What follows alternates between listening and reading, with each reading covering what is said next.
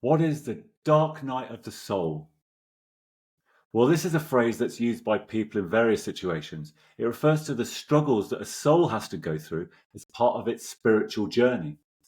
But most of the time, people use it to describe the hurdles that need to be overcome during a spiritual awakening. Now, before we talk about a spiritual awakening, we want to say that everyone is on a spiritual journey, whether they know it or not, whether they agree with that or not.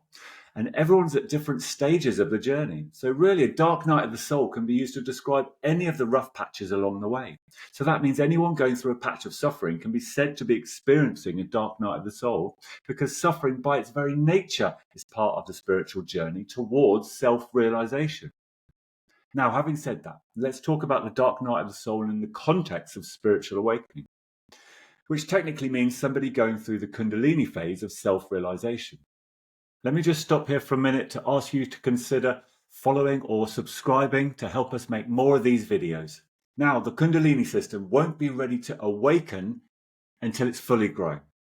But when it is ready, it cannot activate itself naturally until the levels of negative karma are low enough that the K1 energy can safely pass through the emotion chakras along the spine.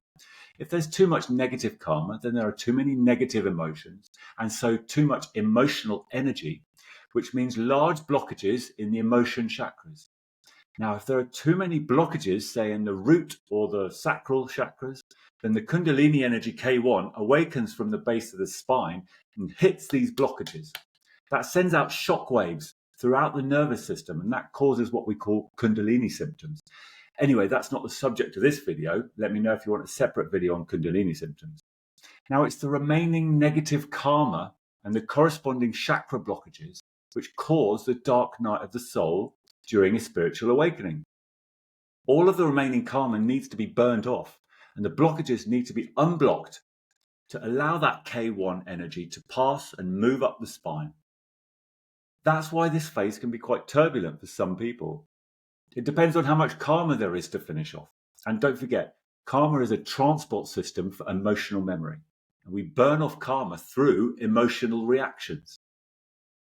But don't worry, if you're going through this phase and going through this dark night of the soul, it is temporary. You will pass that phase. And once the Kundalini phase is finished, the production of karma completely stops. And the chakras can no longer get blocked up again, ever. And don't forget, spiritual awakening is a process of letting go of all our resistance, surrendering, and acceptance of what is. If you want me to elaborate on that, let me know in the comments.